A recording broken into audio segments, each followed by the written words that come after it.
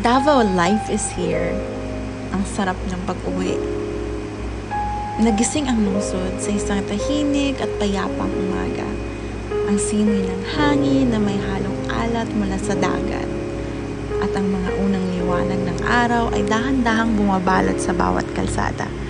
Habang naglalakad ako sa Talomo, ramdam ko ang presensya ng mga taong sanay sa maagang gising. Ang tendera na naglalatag ng paninda, mga tricycle driver na nag-aabang ng unang pasahero, at ang mga alon sa malayo na tila may sariling ritmo ng pagising. Ngayon, pauwi ako sa buhangin. Pero hindi lang ito basta pag-uwi. May hinahanap akong pakiramdam ng panatag na loob. Sumakay ako ng taxi kasama anak ko. Akala ko magiging normal lang ang biyahe.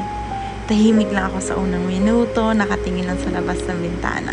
Nilalasap ang tanawin ng Davao sa umagang ito.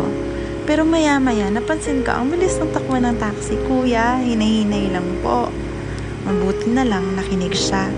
Hindi niya alam sa unahan, may traffic enforcer pala. Pero hindi siya kasali sa operasyon.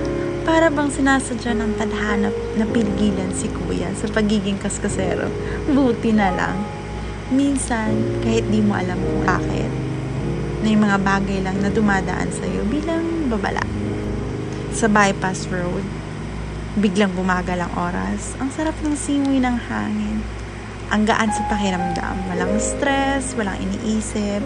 Pero habang nakatanaw ako sa malayo, parang may lungkot sa Davao. Hindi ko maipaliwanag kung bakit. Siguro dahil sa dami ng balitang negatibo, siguro dahil sa mga alaalang bumabalik sa isip ko.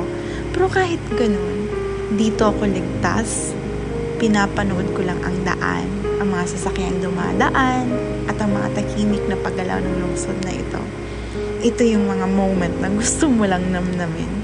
Yung pakiramdam na kahit sandali lang wala kang problema. Pagsapit namin sa Jollibee, tapat ng airport, naalala ko ang dating panahon, yung panahon hindi ko pa to kayang bilhin. Nakita ko ang driver, nagulat siya bigla. May lumapit na kaibigan niya. Nagtatawanan sila, nagkukumustahan, para bang matagal na silang hindi nagkita. Ang saya panoorin ng ganitong genuine moments. Yung tipong isang simpleng taxi number lang pala, pero naalala siya, sinadya siya, binulaga siya, at doon ko naisip ang totoong saya. Hindi nasa material na bagay, nasa simpleng kilos ng mga taong totoo sa'yo. Habang nakaupo ako at hawak ang egg sandwich, may cheese, bigla akong binalikan ng alaala ng dating ako. Yung panahong simpleng bagay lang, masaya na ako. Sa bawat kagat, bumabalik kong pakiramdam na dati kahit simpleng pagkain lang, sobrang saya ko na. Minsan pala, hindi natin kailangan ng malayo o magarbong bagay para sumaya. Minsan, sapat na yung makita mo lang ang taong mahalaga sa'yo. Pagkatapos naman kumain, bumalik na ako sa taxi.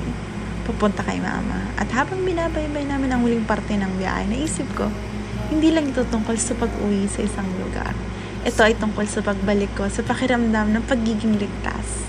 Pag nakita ko si mama, alam ko yung kahit gaano kabigat ang mundo sa labas, safe ako ulit.